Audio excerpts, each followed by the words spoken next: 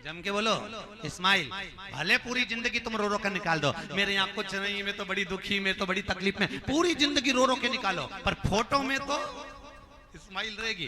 क्यों रहेगी? उसका एक ही कारण है, भले तुम जिंदगी रो रो के निकाल दो, पर आखिरी फोटो में इस्माइल इसलिए होती है क्योंकि वो फोटो टंगा टंगा हमको प्रेरणा देता है, वो फोटो टंगा टंगा हमको ज्ञान देता है। बहुओं से वो फोटो इशारा कर कर कहता है, बेटी हम भी जोड़ जोड़ के मर गए, आखिरी में यहाँ टंग गए, एक दिन तू भी यही टंगेगी, इसलिए दोनों हाथों से दान करो, भजन करो, कीर्तन करो, स्मरण करो, नाम जप करो। और वो फोटो जो टंगता है उसमें प्लास्टिक के फूल की माला रहती है, पंखा जब चलता है माला ऐसी ऐसी हिलती है, हुंकारा भरती डोकरी ऊपर से भी कि देख ले देख ले, हम भी जोड़े छोड़े, तू भी जोड़े छोड़े।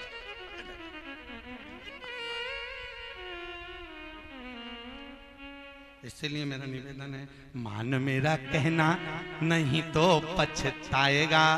ओ विवेक बिहार वालों, मट्टी का खिलौना, वाह वाह, बहुत बढ़िया, तुम्हें तो याद है, बहुत अच्छा बोलते हो। एक बात तो है, घर जाके नजर उतर बना, ये बात, इतना ज्ञान रखा, सब धरा, छोड़ छोड़, एक से बढ़कर एक सूट रखे अलमारी में, सब घड़ी बने बना। कभी तो साड़ियां भी अलमारी में से अपने आप गिरती हैं कि हमको पहनो, हम बहुत दिन हो गए पहनो, फिर भी नहीं पहन पाते। और मृत्यु का ठिकाना है क्या? अरे बोलो तो सही, मौत का ठिकाना है। और मालूम पड़े एकदम अचानक अटैक आ गया, शुगर बढ़ गई, बीपी बढ़ गया और एक्सीडेंट हो गया, मर गए, तो ऊपर जाते जाते यमराज से क्योंकि मैंने लाल वाली साड़ी तो पहनी, मेरे को एक बार फिर से जन्म दे दे, बस लाल वाली पहनी हूं। अभी तो मैंने उसकी चोली सिलवाई थी, अभी तैयारी करवाई थी, पीको फाल तो परसों ही करवाई थी और तूने मुझे मार डाला, अब कैसे पहनूंगी? यमराज बोले चल, मौका मिला था, 7 दिन की शिव महापुराण की कथा हुई थी, एक से बढ़कर एक पहना था, पर सब फटे पुराने पहन के गई। क्यों नहीं पहना शिव पुराण में? चल ऐसी फिर कहेगी मैंने तो देवर के लड़के के लिए रखी थी कि उसके लड़के की शादी में पहनूंगी। यमराज बोला तुझे मालूम था कि इतने साल जिएगी? चल दोस्ता मारता मारता ले गया। इसलिए अभी भी निवेदन है, जितनी रखी है सब पहन लो, जीवन का ठिकाना साथ देती नहीं है किसी का, क्या भरोसा है, क्या भरोसा। शिव महापुराण की कथा कहती है, अलमस्त जियो, शंकर जैसी मस्ती में जीना, ना किसी से कोई मतलब, क्या किसको रोइए, चादर तान के सोइए, अलमस्त रहिए, खाओ पियो, खूब एंजॉय करो, भगवान का भजन मिले खूब अलमस्त रहो, कथा सुने खूब श्रवण करो, मौका मिले मंदिर जाओ, और किसी की निंदा नहीं, किसी की चुगली नहीं, अपनी जिंदगी अलमस्त जियो, खूब नई नई डिजाइन की चुटैया बनाओ, मना नहीं है, पर भक्ति, स्मरण, सत्संग, संकीर्तन छूटना नहीं चाहिए। मंदिर में जब भी जाना प्रसन्न चित्त में जाना, तो भगवान को भी लगे इतना दुख होने के बाद भी ये मेरे मंदिर में प्रसन्न आई है, शंकर भी कह दे जा अब तू ऐसी प्रसन्न बनी रहे। और मालूम पड़े मंदिर में जाकर रोतले जैसा मुंह बनाकर बैठी रहो, तो भगवान भी कहेगा इतना सुख दिया उसके बाद भी रो रही, चाहे ऐसी रोती रहे, भगवान भी कह देगा ऐसी रोती रहे। इसलिए दुख होने पर भी प्रसन्न दिखना, थोड़ा कष्ट भी मिले तो प्रसन्नता का भाव होना चाहिए, तो शंकर भी कह दे जा प्रसन्न बनी रहे। और मालूम पड़े 24 घंटा रोती रहे, भगवान भी कहेगा इतना दिया तो दुखी।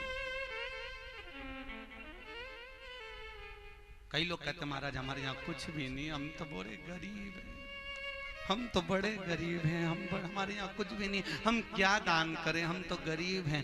भगवान यहाँ शिव महापुराण कहती है, दुनिया में किसी को भगवान गरीब पैदा नहीं करता, सबको करोड़पति बनाकर पैदा करता है।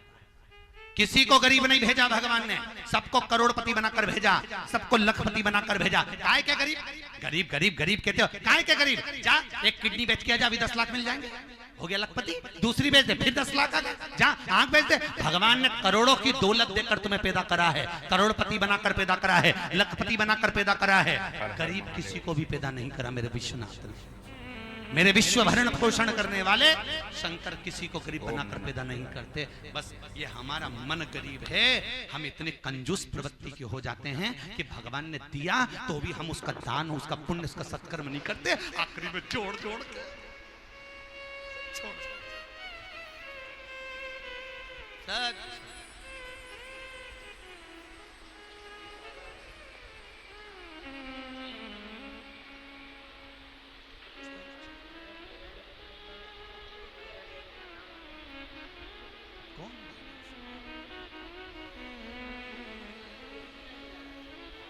साथ देती नहीं ये किसी का क्या भरोसा है इस जिंदगी, कोई भरोसा नहीं।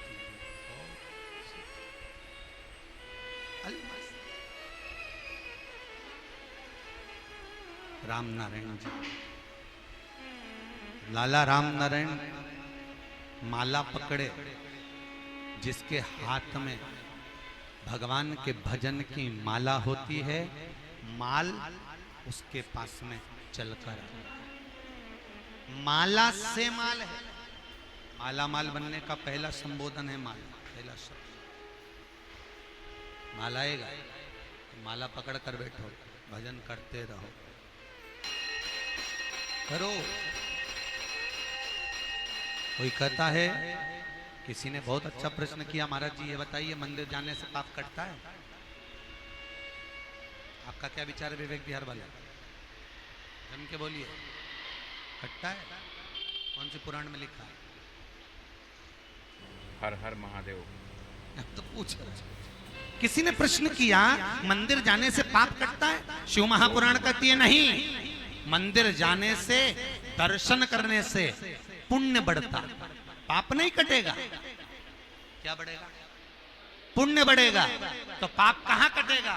तो शिव महापुराण कहती है, तुलसीदास जी ने अपनी रामचरितमानस में लिखा कि कलयुग केवल नाम आधारा और सुमर सुमर नर उत्तर ही पारा।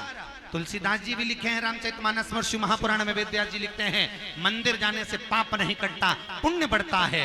पर सत्संग में जाकर जब हम भजन करते हैं या घर पर बैठकर हम भगवान का नाम स्मरण करते हैं, जितना नाम का हम स्मरण करते हैं उतना हमारे हृदय में वो रमण करता है। जो रमण करता है वो पाप का मरण करता है। कौन करता है वो? पाप का मरण। पाप कहां कटता है? सत्संग में जाकर। पाप कहां कटता है? शिव महापुराण में जाकर। पाप कहां कटता है? भगवान के भजन में, संकीर्तन में। जितना हम जपेंगे उतना वो कटता चले जाए। जपे कटे। आप में से कितने लोग हैं जो स्नान करके आए? हाथ उठाइए।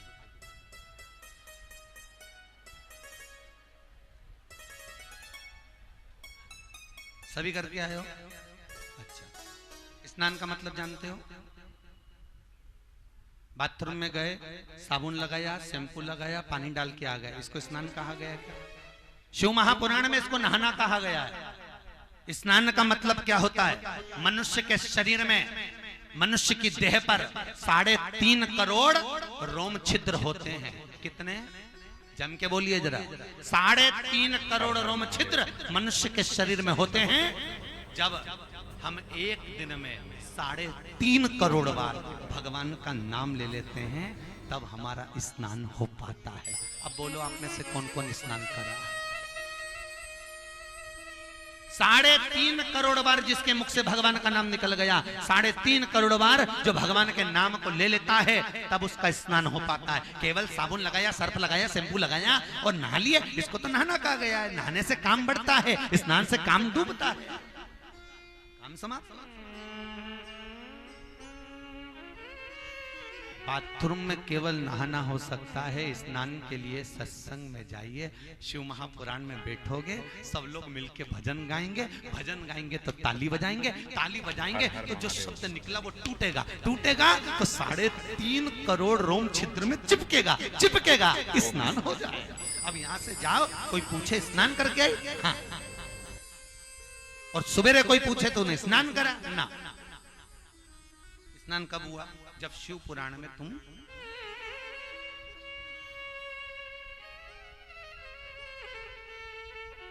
तब इस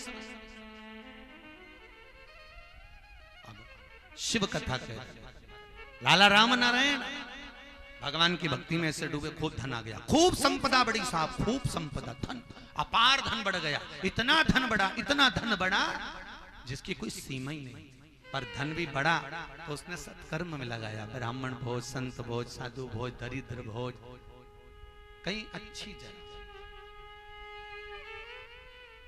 कहीं अच्छी। अपनी जिंदगी में अगर थोड़ा धन अगर आपके पास में भगवान दे तो उसको सदुपयोग में लगाना। पूर्व में किया था तो आज मिल गया, आज करेंगे तो अवस्था तक टिकेगा। कुछ अच्छा कर।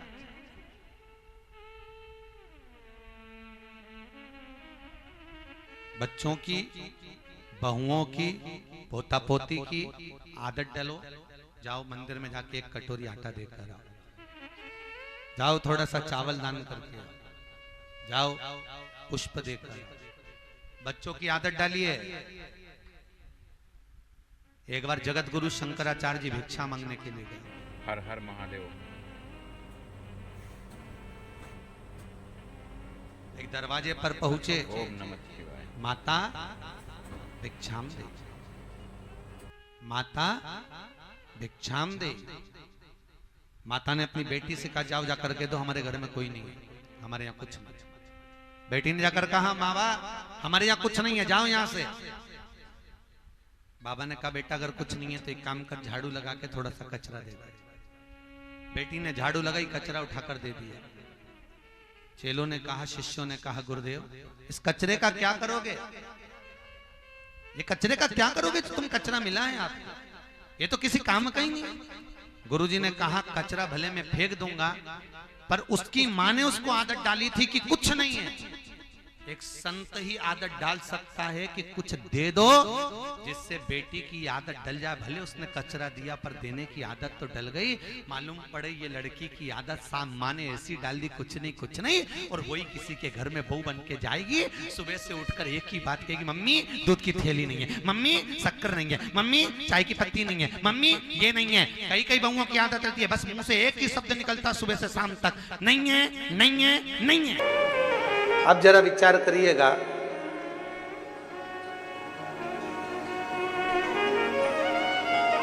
दस तरह की साड़ी देखी तब एक साड़ी पसंद आई। बोलो बोलो जम के बोलो जरा, ठीक है। 10 सेल्फी ली, उस सेल्फी में से कोई एक सेल्फी अच्छी आई तो फेसबुक पे डाली। अरे बोलो तो जम के। अपन वो कपड़े वाली बात को छोड़, अपन तो सेल्फी पे आ जाओ। जो आज के दौर में चल रहा है वो अपन उस भाषा से उसको समझे। 10 फोटो खींचे, उसमें से कोई एक फोटो अच्छा आया तो अपन ने उसको फेसबुक पे डाला। और अच्छा फोटो आया तो अपन ने उसको फ्रेम में, अरे बोलो जम के, लगवाया, फ्रेम में जड़वाया। कितना जोरदार है, यहाँ लगा दो। 10 फोटो खींचे तो उसमें से एक फोटो हम फेसबुक पर डालते हैं, इंस्टाग्राम पर डालते हैं। एक फोटो हम फ्रेम में जड़ लेते हैं, अगर अच्छा है तो। 10 में से एक अच्छा निकला तो हमने उसको फ्रेम में जड़ा, फेसबुक पे डाला, आपको अच्छा लगा। 10 में से एक फोटो अच्छा लगा तो फ्रेम में जड़ा गया, फ्रेम में लगाया गया। उसी तरह 10 बार दिन भर में भगवान को पुकारते रहो। कोई सी पुकार अगर भोलेनाथ को अच्छी लग गई तो उसके भी दिल की फ्रेम में तुम जाकर बैठ जाओ। 10 बार पुकार। हर हर महादेव। जब तुम फ्री हो जाओ, जब तुम्हारा मन लग जाए, जब तुम्हारा चित्त लग जाए, बैठ गए। श्री शिवाय नमस्तुभ्यं, श्री शिवाय नमस्तुभ्यं। क्यों?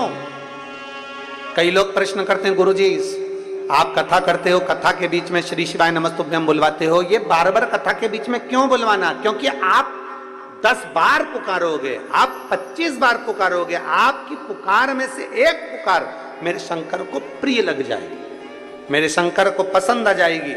और कौन सी पुकार तुम्हारी भगवान शंकर को प्रिय लग जाए?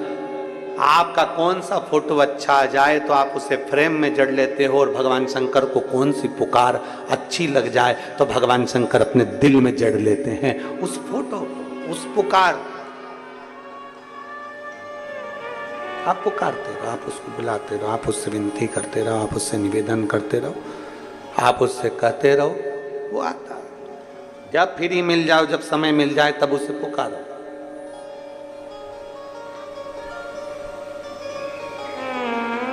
कोई सी पुकार तो सुनेगा, कोई पुकार तो उसको स्वीकार करना पड़ेगी। आप बार बार बुलाएंगे, बार बार बुलाएंगे तो कोई तो स्वीकार करेगा। आप उसको पुकारते रहो, वो आएगा। तेरे मंदिर में आना मेरा काम है और मेरी बिगड़ी बनाना तेरा काम। तेरी चौखट पर मैं आई ही गया, मुझे दर्शन दिखाना तेरा काम। आप पुकारते रहो। कोई एक नियम के अनुसार हम बार बार उसको पुकारे, बार बार आएगा। श्री शिवा नमस्तु, श्री शिवा नमस्तु, श्री शिवा नमस्तु, श्री शिवा नमस्तु। पुकारते रहे।